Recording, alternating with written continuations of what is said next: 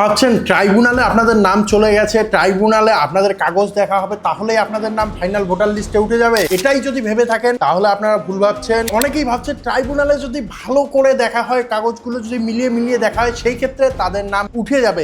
এই ব্যাপারটিও তারা একদম ভুল। এবং অনেকেই ভাবছে যদি ট্রাইব্যুনালে না টেকে তাহলে কি করব, 6 নম্বর ফর্ম ফিল আপ করে দেবো, তাহলে আমাদের নাম টিকে যাবে আর নতুন করে ভোটার লিস্টে উঠে যাবে। তো এই তথ্যটাও কিন্তু একদমই ভুল, বা এই কথাটাও কিন্তু একদমই ভুল। এই কাজগুলি করলে কিছু সম্ভাব্য ক্ষতির মুখে পড়তে পারেন আপনারা। সেই বিষয়টি নিয়ে আজকের আলোচনা করব এবং অবশ্যই আপনাদের আমি অবগত করে দেবো যে কি কি সমস্যা হতে পারে। তো সবার প্রথমেই বলবো যে ট্রাইব্যুনালে যদি আপনাদের কাগজ ভালো করে দেখা হয়, সেই ক্ষেত্রে আপনাদের নাম ডিলেট লিস্টে চলে যাবে। কারণ কি কারণ রয়েছে? কারণ হলো আপনারা অলরেডি 3-4 বার আপনাদের ডকুমেন্ট প্লেস করেছেন, অলরেডি আপনাদের ডকুমেন্ট 3-4 বার দিয়েছেন। যে ডকুমেন্ট ছিল, যা ডকুমেন্ট ছিল, হয়তো বা 2-1 জনের ক্ষেত্রে ব্যতিক্রম হয়েছে।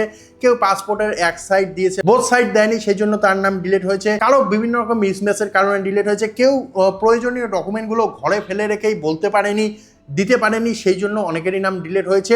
এইরকম কিন্তু অনেকেই রয়েছে ব্যতিক্রমে, এগুলো ব্যতিক্রম রয়েছে। তবে বেশিরভাগ মানুষের যাদের নামের স্পেলিং মিসম্যাচ রয়েছে, বাবার নামের সঙ্গে ছেলের নাম বা ছেলের নামের সঙ্গে বাবার নামের তথ্য মিলছে না, ভোটার কার্ড নাম্বার মিলছে না, এইরকম অনেক কিন্তু ভুল ভ্রান্তি রয়েছে।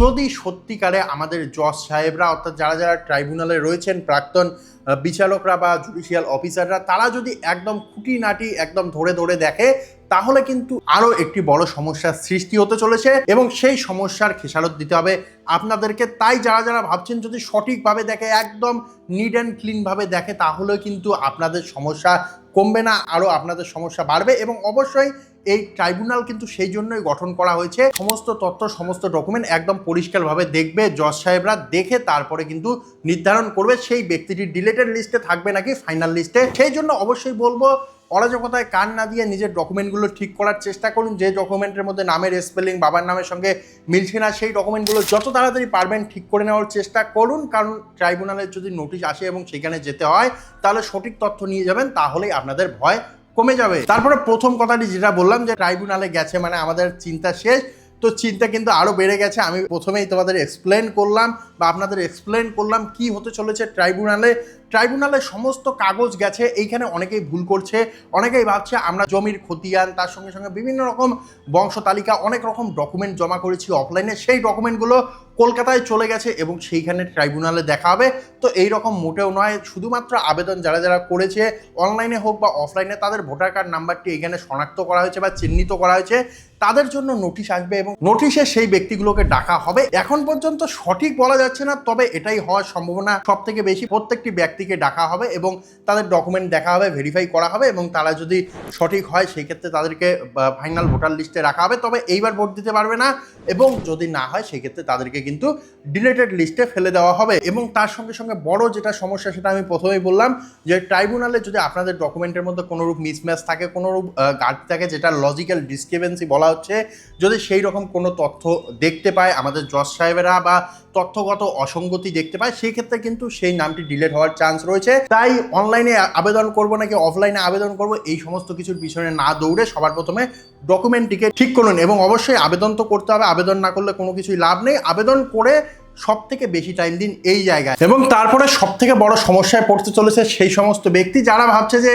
ট্রাইব্যুনাল কি হবে না হবে আমরা জানি না, আমরা 6 নম্বর ফর্ম ফিল আপ করবো, আবার ভোটার লিস্টে নাম তুলবো। তো এই সমস্ত ব্যক্তির ক্ষেত্রে আমি বলবো, ভাই যারা 6 নম্বর ফর্মের আশায় বসে রয়েছেন, তারা কিন্তু এসআইআর এর প্রথম ধাপে আবার চলে যাবেন। অর্থাৎ যদি আপনারা আবার আবেদন করেন 6 নম্বরে, তাহলে আপনারা এসআইআর এর প্রথম ধাপে আবার চলে যাবেন। সেখানে আবার বলতে হবে আপনার বাবার নাম বা আপনার কোনো পরিবার পরিজনের নাম আপনার এসআইআর লিস্টে রয়েছে কিনা, সেটা দেখাবেন। অবশ্যই এসআইআরেও দেখিয়েছেন, আপনার বাবার নামের সঙ্গে লিঙ্কেজ দেখিয়েছেন, সেইখানে কেটে গেছে, আবার সেটা দেখাবেন, আবার কেটে যাবে, আবার ইলেকশন কমিশনের কাছে সেই সেম ডকুমেন্ট পাঠাবেন এবং সেই সেম ডকুমেন্ট পাঠানোর ক্ষেত্রে আবারও কিন্তু আপনাদের নাম ডিলেটেড লিস্টে চলে যাবে এবং আপনাদের ফর্মটি বাতিল হয়ে যাবে। 6 নম্বর ফর্ম ফিল আপ করে 2-1 জন ব্যতিক্রম ছাড়া কোনো ব্যক্তি যাদের নাম ডিলেটেড লিস্টে পড়ে যাবে, তারা কিন্তু আর ভোটার লিস্টে নতুন করে নাম তুলতে পারবে না।